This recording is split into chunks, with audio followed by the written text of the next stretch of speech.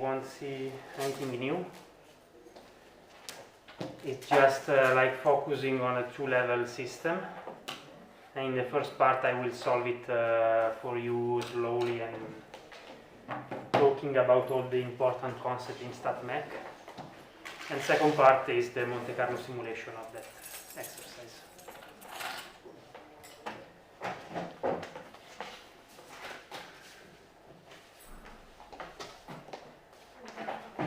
Before I start, maybe I can tell you, we discussed a bit about the exam, because this year is a bit weird, because so we changed a bit the modality of the exam. Maybe nobody told you about this. So our idea is to give you a small project, like a bit more than an exercise that I'm going to show you in the class.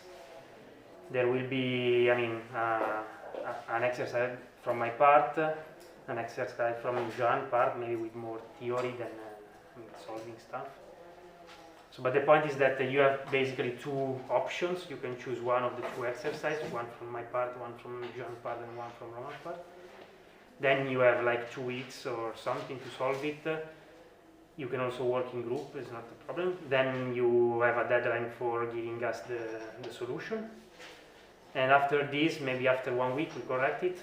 And we call you for a short interview and correct the exercise together, so we can understand if you really understood and whatever. Maybe with some, maybe there is an exercise, maybe we will ask you some detail of the exercise, and we can ask you some small question about theory. But this is more or less the idea. We still didn't wrote the project, so this is just a general idea. Then if there will be news, I will keep you updated. Yeah. Also because, we want to wait for all the people to be here, so it won't be soon. So at least I know that the guys from South America are coming in the not this week, in 2 weeks, I think. I think, but they have to quarantine, so it's and also since there are problems with connection and everything, so we give them the time to recover, to review all my classes, for example. So more or less we thought to give the exams from this again. It will be maybe the last week of October, the first week of November. We will give you the project, and then we will discuss the second week of November. But I don't know. This is not sure. Just all right.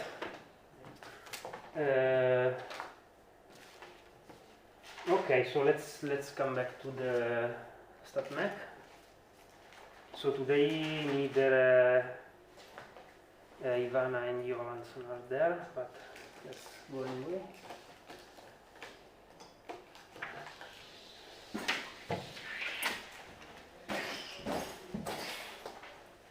So the two-level system, I think you know how it's made.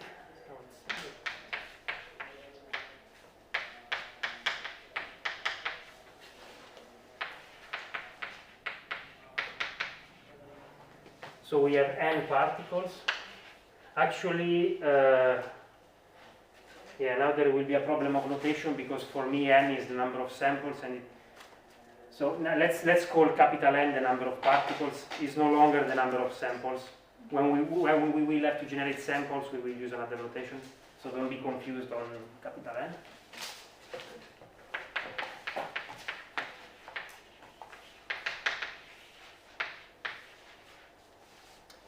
These particles don't interact, so they are independent, and they are free to stay in 2 levels of energy.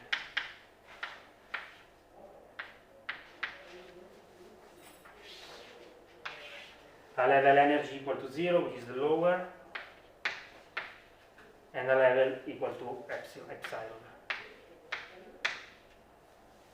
Okay, super simple, it's usual thing. So we can define this, each particle can stay in 2 states.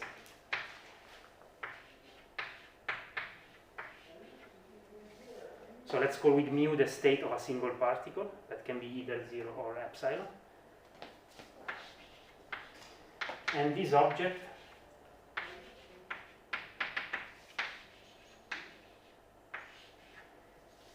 describes all the state of my particle. So what is the name? If I have one of these objects, how it is called usually in StatMech?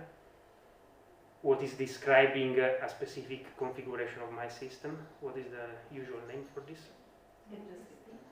Microstate. I mean, the microscopic configuration of my system, which is something different from the macrostate, which is instead a macroscopic observable over the system. So this is the usual difference. Micro, which is energy of all the particles.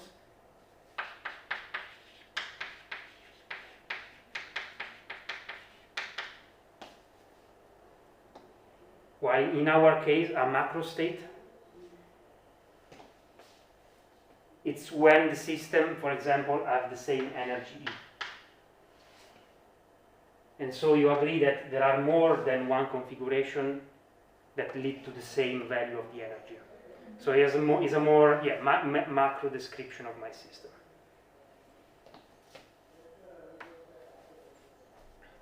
Okay? So the energy is super simple to compute. Let me call n number of particles with energy epsilon. So this is n, and this is n minus n.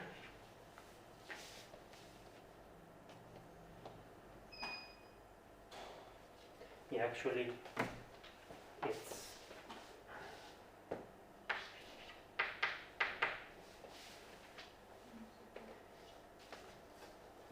okay. Be careful. I changed this because E is for the total energy of the system, mu is for the single energy of the particle. So the total energy of the system, what is that? N epsilon. Yes. Okay. So basically, usually to solving the exercise is meaning finding the energy, the macrostate, given the temperature of my system. And we are going to do this in two ways, using the two more common approaches in statistical mechanics. First one is microcanonical ensembles, second one is canonical ensembles.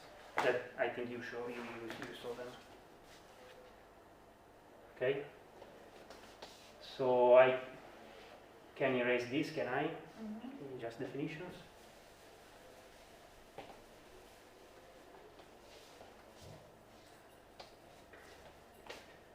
So microcanonical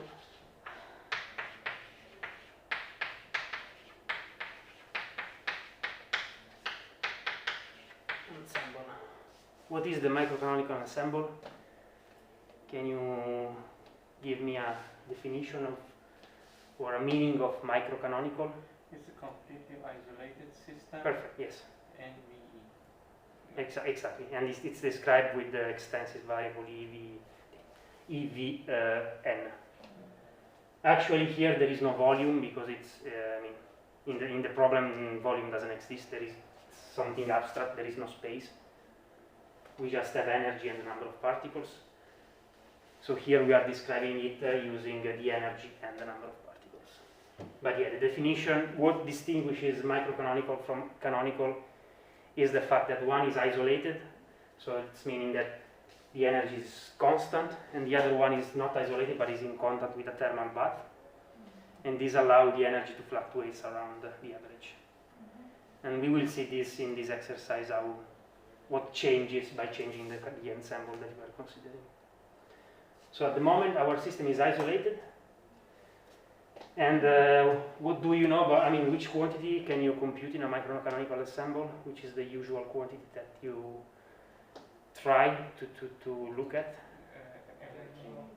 The number of configuration, which is the entropy. Yeah. You know. the entropy in that case it depends on n, for example, is kb log number of configuration, right? So because I'm lazy, I choose kb equal to 1 and I forget about it. Also because I mean this system, it's not really a real thermodynamical system, so in kb in that system doesn't have much meaning. Of course it has a meaning in terms of unit of measures. I mean I need kb to convert the unit of measure, but let's be sloppy. Okay, and all right. So and we need another relation. You know what is the relationship between energy and entropy in a system? That comes from the equilibrium. E power. No, it comes from the zero principles of thermodynamics. It's the derivative of entropy. Perfect, yes. For energy is 1 over T. Exactly, yeah, that one. So this comes from the equilibrium. It's super important. All of what I'm going to tell you is for system at equilibrium. Especially this relation outside equilibrium doesn't hold. So we are using this for system at equilibrium, which is the derivative of entropy over the energy, 1 over T.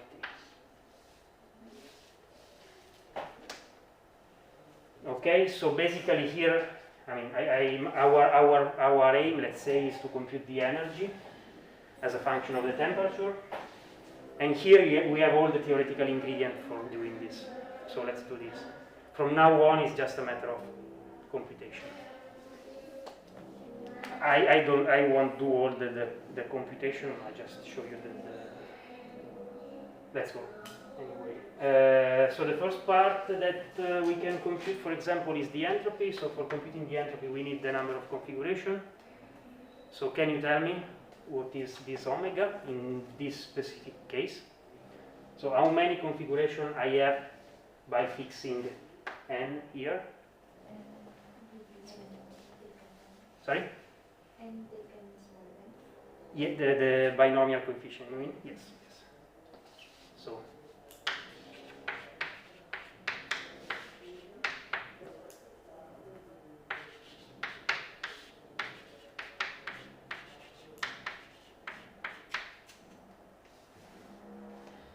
and do you have an intuition on why it's that?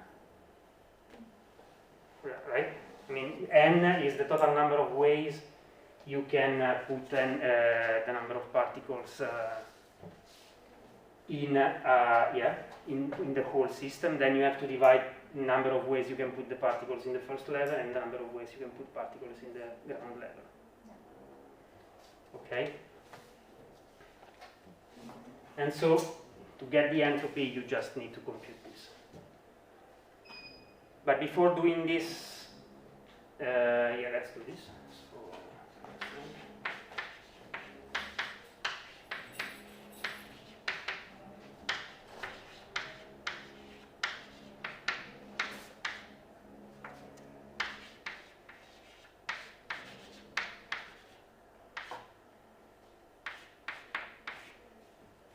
Okay.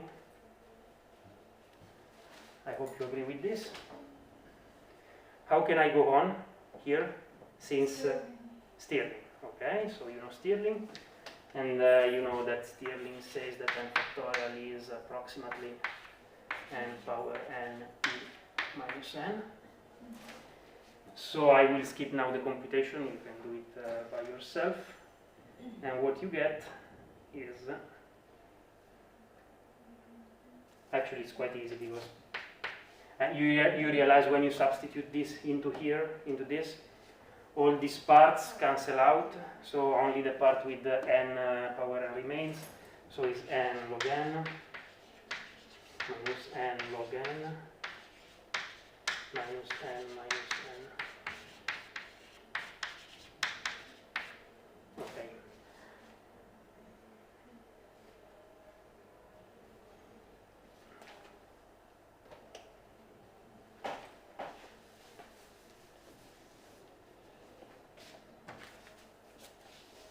Okay, now for computing the energy, I can use the relation at the video.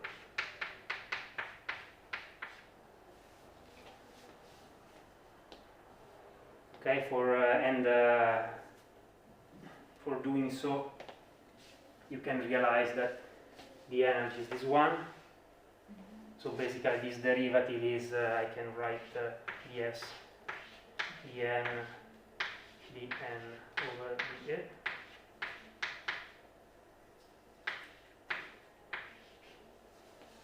Okay. So this is 1 over epsilon.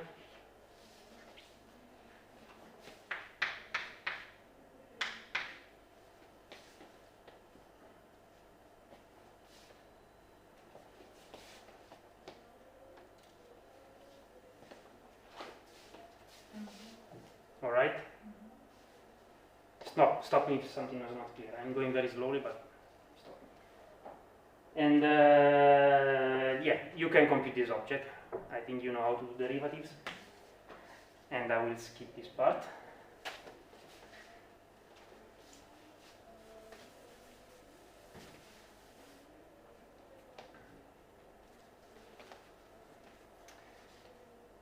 What I get is first part of this equality becomes 1 over epsilon of yeah, it's very easy actually, log n minus n divided by n equal 1 over 2. Yeah. And from this you can compute n. Again, I think I can skip the part where I invert the logarithm. And you get n is equal large n over 1 plus e epsilon divided by t.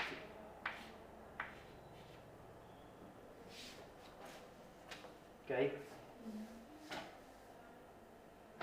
And of course,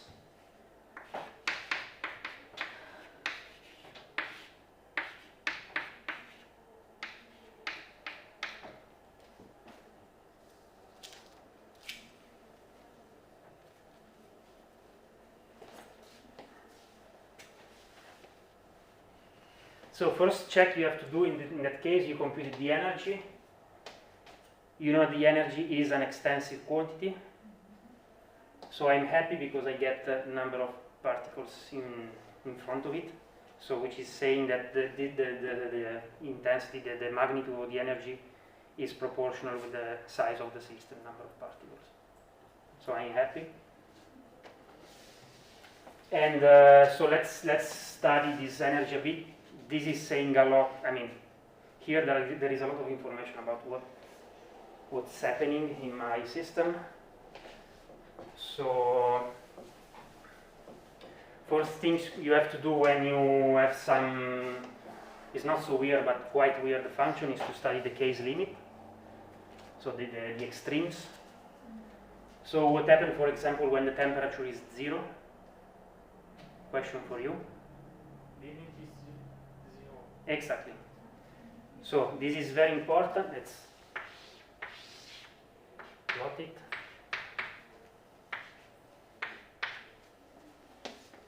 So temperature 0 is meaning in a way there is no noise in my system. There are no perturbation intuitively. And when that's the case, my system tries to minimize the energy as much as possible. So when the temperature is 0, my system goes in what is called the ground state. Ground state is the state with minimal energy.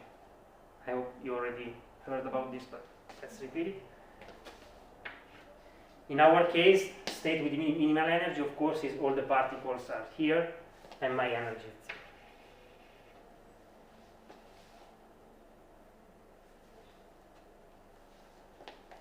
So what is the other extreme?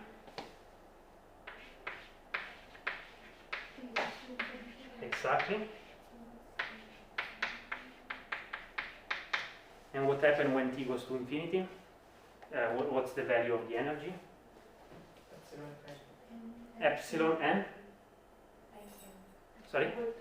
Divided by 2, yeah. Because here you have 1, so it's 1 plus 1. Is exponential epsilon divided by t? Yeah. Yeah, so this Okay. is going to infinity, okay.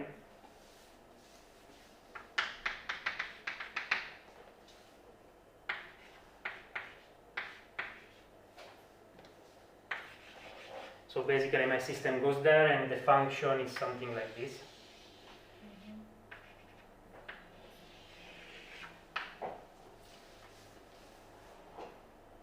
So let's focus a bit on this opposite regime.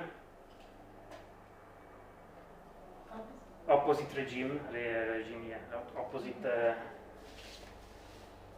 where the temperature is infinite. So what's meaning in the statistical mechanical sense? It's meaning that there is basically only noise. So our system doesn't care at all about what is the value of the energy, and it's just maximizing the entropy, which in this case it's a random configuration. So the two particles are equally, I mean, the most chaotic random configuration is where the particles are half here and half here. There is only randomness.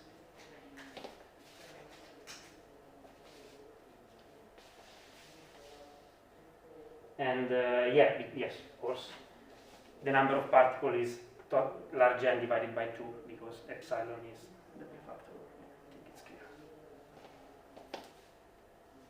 And okay, you can also see, I mean, something else that you can do is to try to compute the entropy, for example. And it's straightforward because you have the expression for n, so you just take this and substitute here. So what you get by computing the entropy is a plot that's very similar to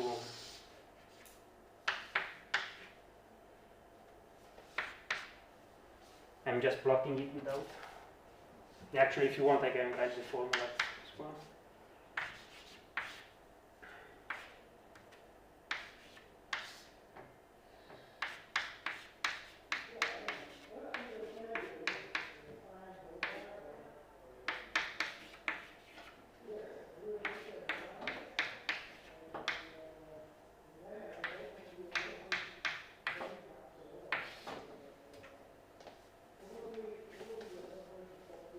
Try to do it for exercise, should be this one.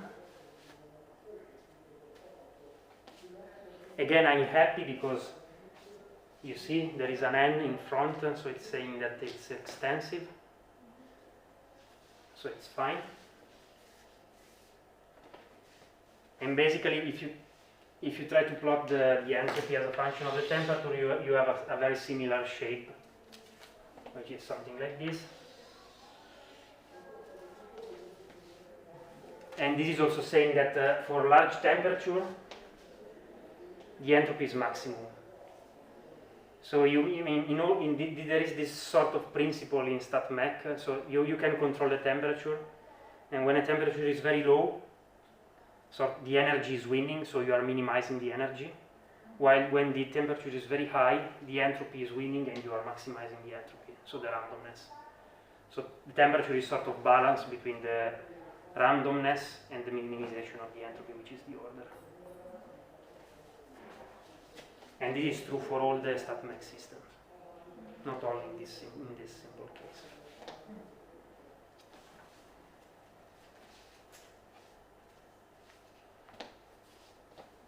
I mean, use also, for example, Ising model.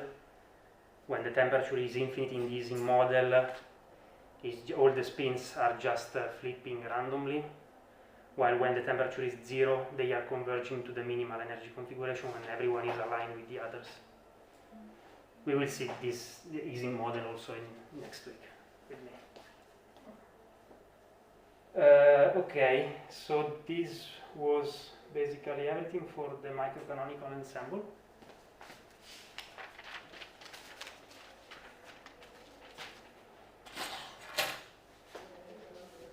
So let's try to solve the same problem now in the canonical ensemble. Actually, this is usually people use canonical ensembles. Okay. Can I erase, or you're still writing? You're still writing? No. It's okay. Okay.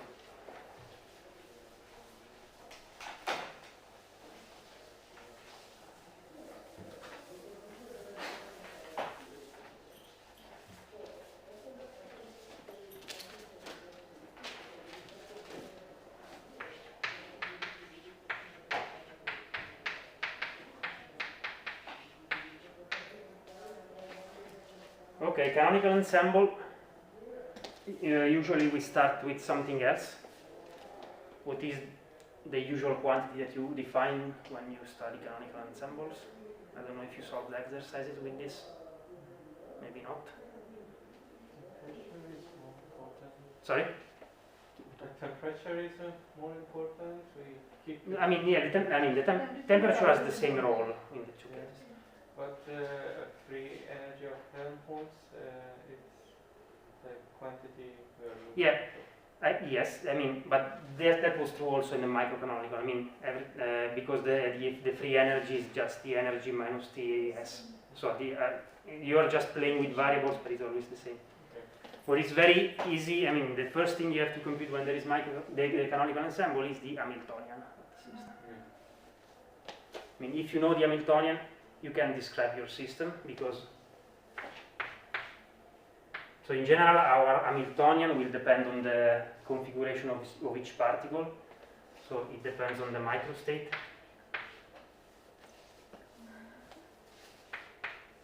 And you know what is the Hamiltonian? It's what is the physical meaning?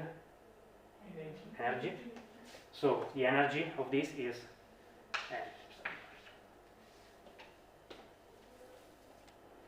Of course, N is a function of your microstate. Because given a microstate, I have an N, given another microstate, I have another N, so. Yeah, as soon as you have your Hamiltonian, you know what is the probability distribution of the microstates, which is given by the Boltzmann distribution.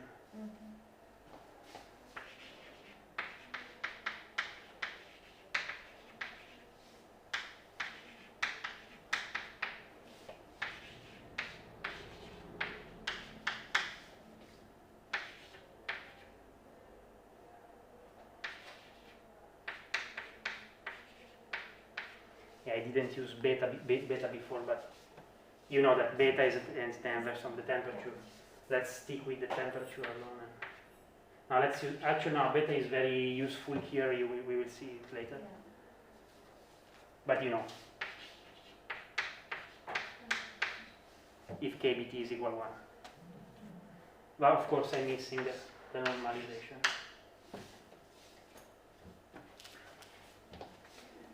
So you know what is the name of Z? Partition function, exactly.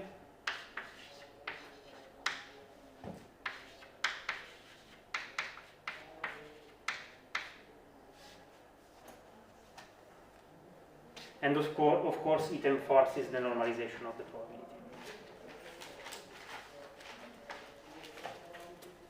Okay, so more or less, in all statistical mechanical problem, when you have a canonical ensemble, the first thing you do is writing all of this.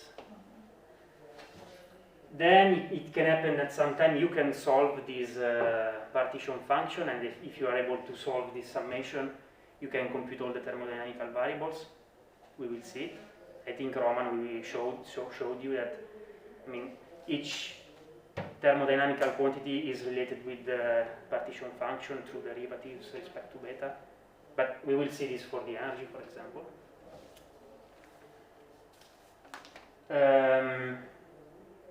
Actually, in this simple problem, we can do something really smart. Instead of considering the probability over the microstates,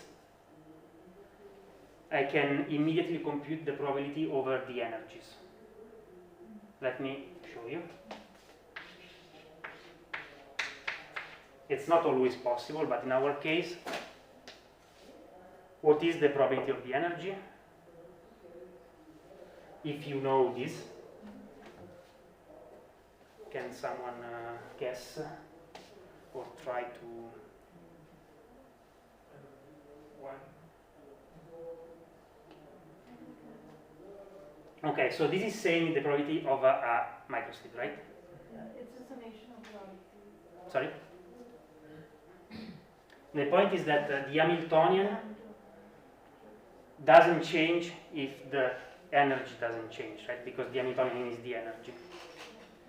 So basically, the probability of a state in which the energy is E is just the number of states with energy E times this probability. Because I mean, all the microstates with the same energy will have the same Gibbs probability, Boltzmann probability.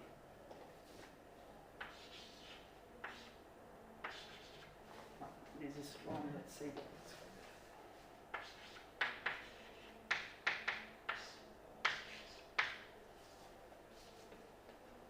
Where I substitute H with E because E and H are the same thing. But do you agree with this? I still have problem. Sorry? I still have problem. I'm sorry, didn't. I still have problem about the space omega. Is there a problem? Yeah. Since it's the number of combination, the possibility we can have with this energy. Yeah.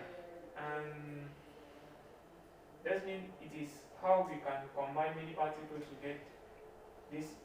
Exactly. I mean, what you are doing is that you have a configuration which has E, which is some configuration, and this configuration has a probability that only depends on E. So it's a number like 0.01. Then you have another configuration with the same E, and it has the same probability that because the probability depends only on E. So to compute the probability that a system is having as energy E, I just have to take this number and sum this number over all the possible microstates that have the same energy E. Is it clear? Okay. And actually, in this case, you know this quantity is the one that we computed before for the entropy.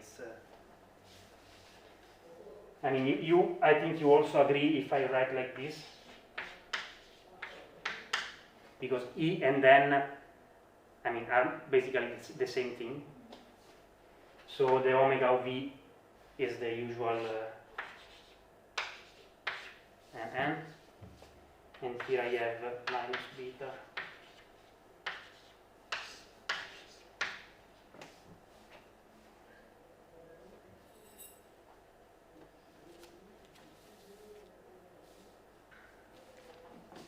Okay, I did all this, I mean, changing of variables and everything because here there is really something very important about simulations.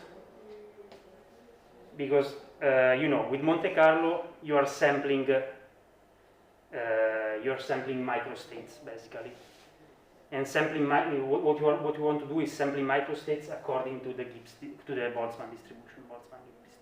Boltzmann distribution. Sorry. I mean, in here you have two choices if you want. You can sample this, or you can sample this. In this case, you sample directly the microstate. So you extract a microstate given this probability. In this case, you sample an energy. I told you that our focus is the energy, so at the end we want to simulate what is the energy of the system, so we can sample directly this probability distribution over the energy. And actually this is much easier than sampling the microstates. Because if you think for a moment, to know this probability lives in a state space which is huge. So your microstate lives in a state space omega, which is all the possible configurations of the n particles staying in two states, which is sorry, 2 power n. 2 power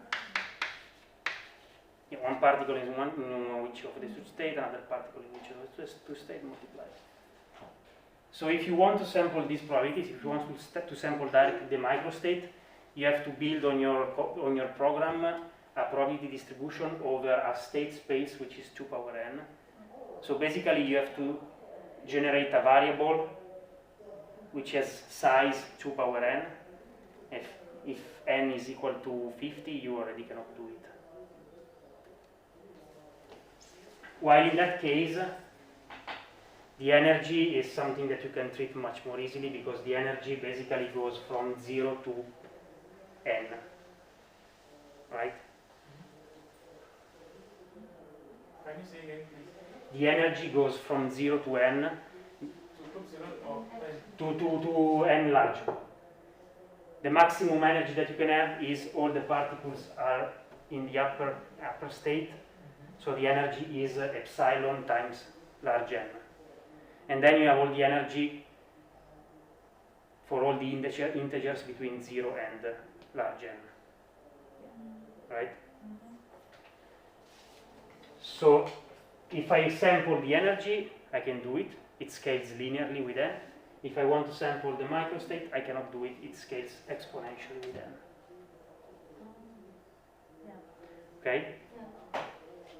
Okay, so I'm telling you this also because we will see the Ising model.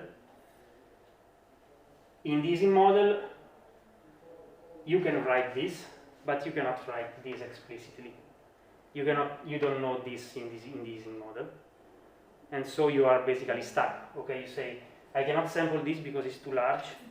I don't even know the probability of energy of the energy. How can I do it? And there is a smart way of doing it, and I will show you. I won't spoil anything. But yeah, in the exercise of today, you will sample these distributions.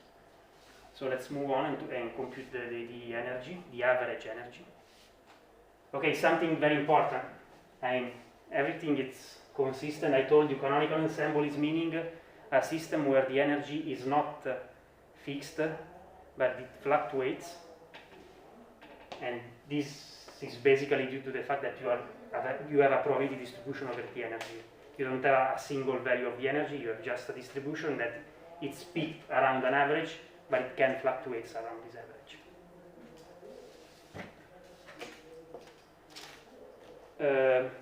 Maybe now, okay, let me show you, what time is it? Oh, it's already 2:40. And we won't have much time to solve the exercise, but let me show you. It's important that you see what is the shape of this distribution, so you have an idea of. Let me share the screen.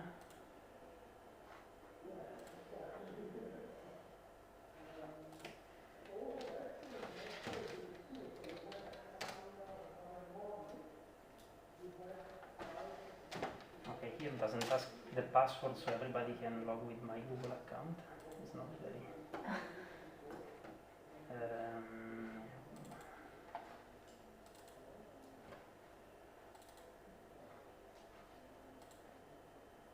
Actually, the first part of the exercise that I prepared for you is just the sampling of this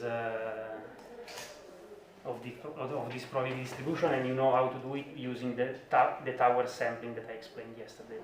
So you have to build the cumulative distribution of the cumulative distribution of the probability, and then loop over generate a uniform random number, loop over the value of the cumulative, and returning the one in the interval, correct interval. Maybe it's no, it's fine. Okay, let me show which is the shape of that distribution. So here I wrote basically what I told you now. So this is the P of n, as I wrote. The first part of the exercise is just to plot this probability distribution for different large n. So here you say n equal to 50, 200, 1000, and different values of the temperature, 0.25, 110. So what's happened? There are two features. First one, what do you notice if I increase n from the plots? Like qualitatively, what do you see? Do you understand that different colors are the different distribution of the temperature? Is there anyone who has color blindness here? Okay. So what do you see? If I increase n, the distribution becomes more peaked, right? More the deterministic. More deterministic, exactly. Yes. At the end, in the limit, this becomes a delta, which is meaning that I'm approaching the microcanonical ensemble, where the energy is one value. So there is a, how does it say, an equivalence of the two ensembles in this limit, in the thermodynamic limit, when I go to infinity with n. And also, what else you can notice, I mean, what is the dependency of the temperature? Actually, you learned this before. I mean, if the temperature is low, I have few particles in the excited state, so they are in the ground state. If I increase the temperature, the number of particles in the excited state start to increase. So the green one, which has larger temperature, has a higher number of excited particles. And everything is consistent for what we showed before with the formula for the microcanonical ensemble. Okay? So again, here the energy can fluctuate because it's not isolated the system, and the fluctuations are given exactly by this formula. And in the limit, it fluctuates, but the particles are so large that the fluctuations are negligible, and basically microcanonical and canonical ensemble are the same thing. Okay, this is again a general concept. It's not related only with this exercise. For all statistical mechanical systems, you have this equivalence in the limit of large n between canonical and microcanonical. So the fluctuation tends to disappear.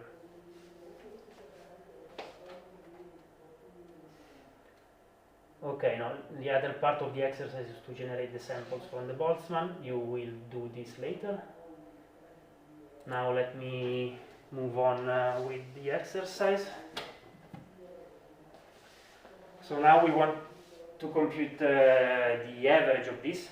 You agree that this one is no longer a fixed quantity, it's a random variable now.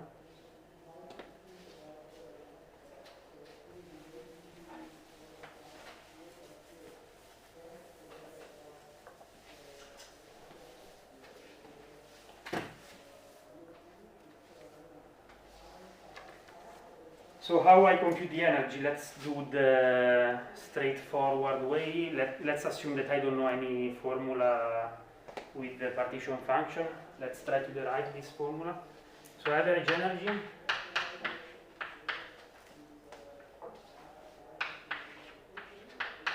I can just compute it by summing over all E of E, E of E, right? Definition. But I know this object is the Boltzmann distribution. And I also can switch between E and N because it's more useful.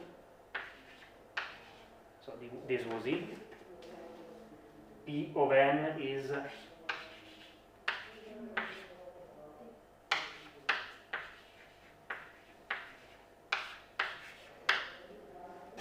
okay, do you agree? So now I can do a trick to solve this summation. And the trick is the following. I'm seeing that here I have an exponential.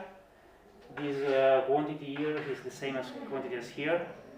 So if I derive the exponential with respect to beta, this appears here. So what's happening? Z. Except for minus. Sorry? Minus some. Exactly. Z doesn't depend on n, so it can go outside. So I have 1 over z sum over n. Binomial coefficient doesn't depend on beta, that it's the quantity I want to derive with. So it stays here. Here I have a minus 1, as you say. Then you have d beta.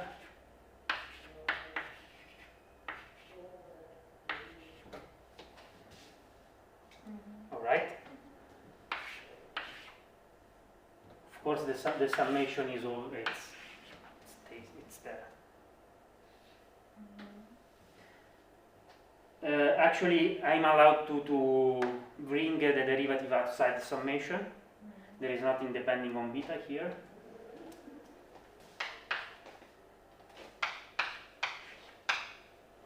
-1.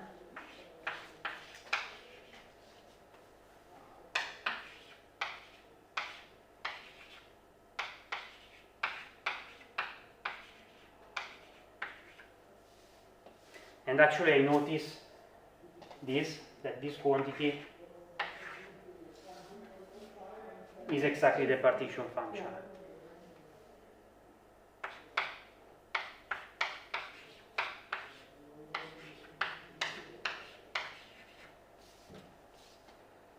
And also that this, I can rewrite this as a derivative of the logarithm of z.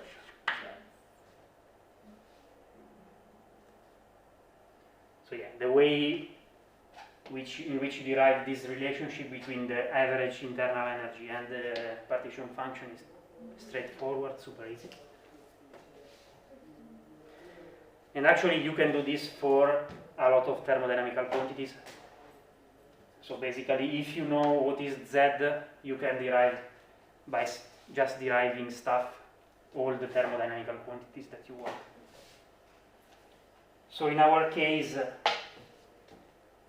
let's try to compute z. Z is this one, is this object. So let's do it explicitly. Do you have an idea on how to solve this summation?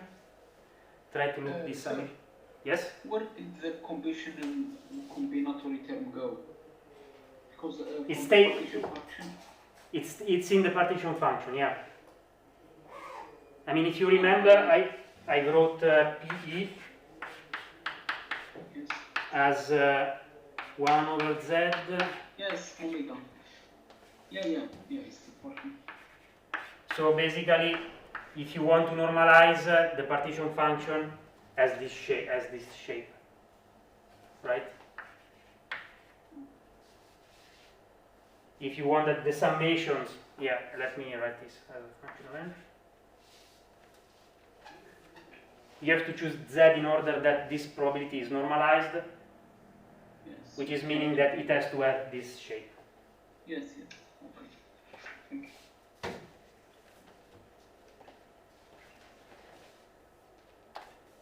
Okay, do you have idea on how to solve this summation? Do you know any important summation with the binomial coefficient? Do you remind you something? A plus B equals to Exactly. It's the binomial, yes. Binomial series. It's this one.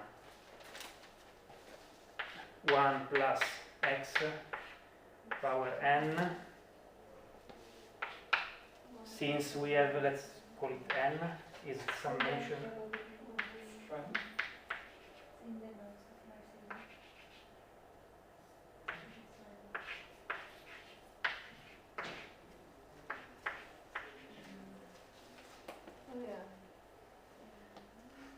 It's also called binomial series. Yeah.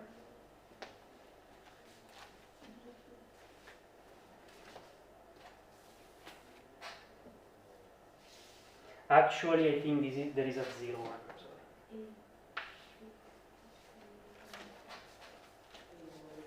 Yeah, usually it's written A, but then for us it's C.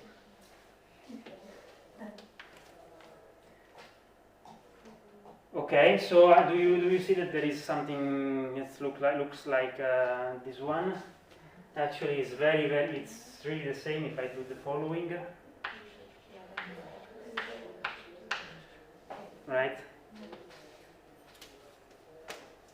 So basically my z is 1 plus e minus beta e epsilon power n.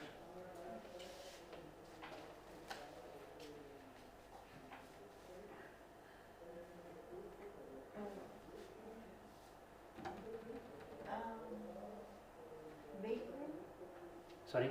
Big N or small n? Large n. Large n.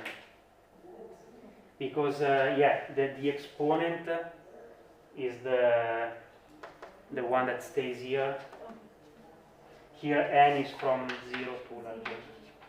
Big. Okay, so now we can compute the average energy by deriving the log z with respect to beta, and I will let you do it. Also because what we get is the same as before.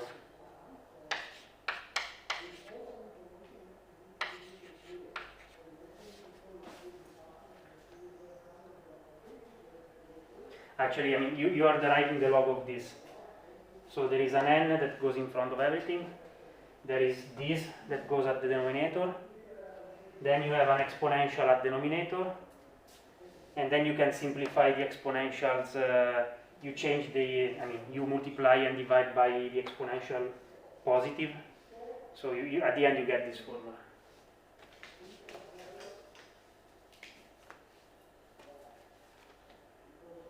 There is this minus that cancel out the minus that goes down from the exponential, and then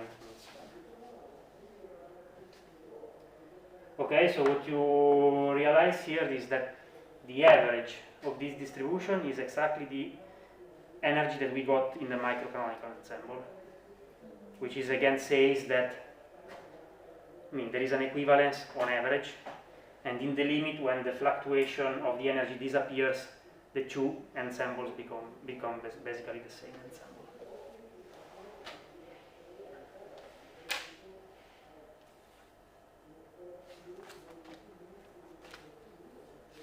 Okay, and I think basically we are done with theory, and I can start to show you the exercise. Are there questions here? Is now clear the two-level system? I mean, then this is the basic exercise. Then you can add the difficulties by maybe adding another level of energy or whatever. But here everything is super nice because you can solve everything. You can compute the partition function. And, all right.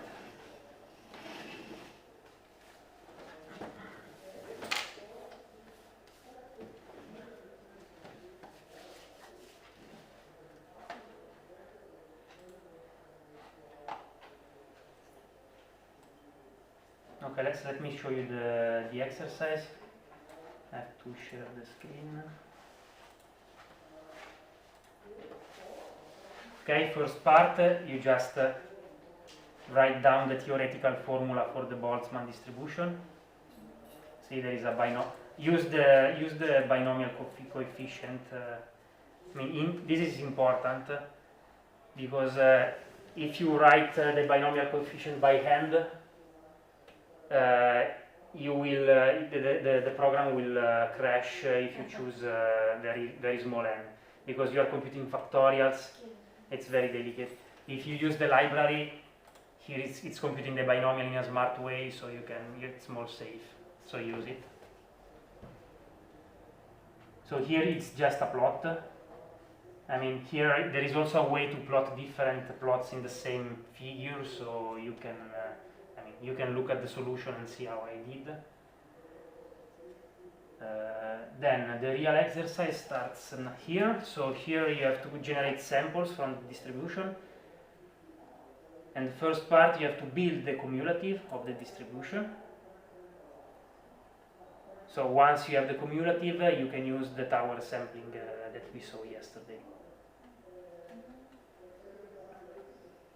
If you don't remember how to do it, ask me or open the exercise of yesterday, and there is a pseudocode.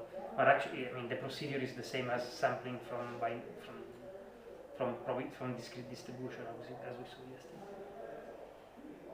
So the first part is to generate samples, a lot of samples, and to compare the samples with the theory. So this one, the real Boltzmann distribution and the number of samples. And then I will ask you to compute the average energy. Actually, here I'm asking to compute the error, but maybe you can skip this part. You can skip 3b if you manage to finish. This is just the usual standard deviation that goes down like the square root. You already learned. You can go directly to the fourth point in which you have to compute the average energy. So basically, you use the Monte Carlo formula to compute the average energy. So what does it mean, Monte Carlo, in this context? What I want to compute is the average energy. Can you stop sharing so we can see the board? Sorry? Sorry, yeah, you're right. I always forget. So this is the true average, that in this case we can solve analytically, but let's forget that we can do it. So let's assume also that I can generate, now my samples are energies, so I know how to generate energies from P of E. And my Monte Carlo method is saying that the average energy is basically one limit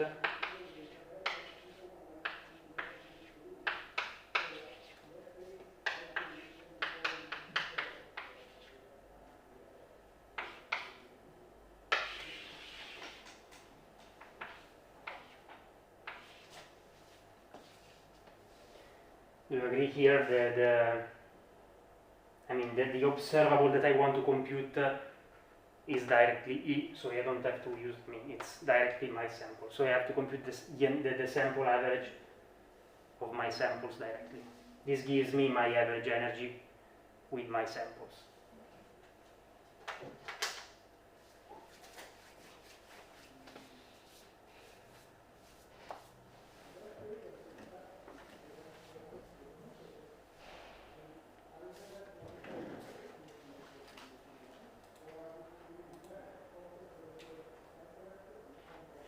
And at the end, you have to obtain a plot like this, where you have the average energy in blue, which is computed with simulation for different temperatures, and compare it with theory, and hopefully get a match.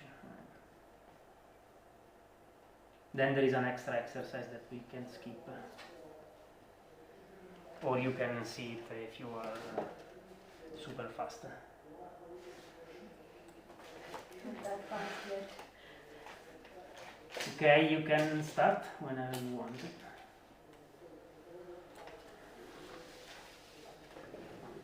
I have to unlock.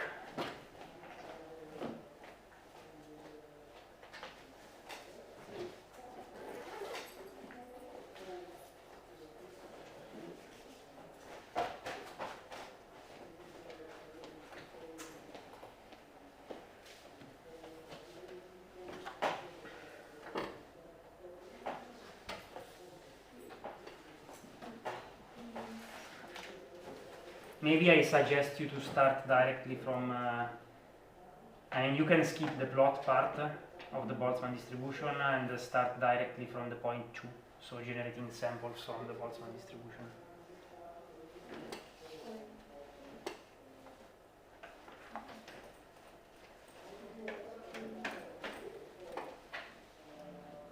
But we need to write the first function to generate the...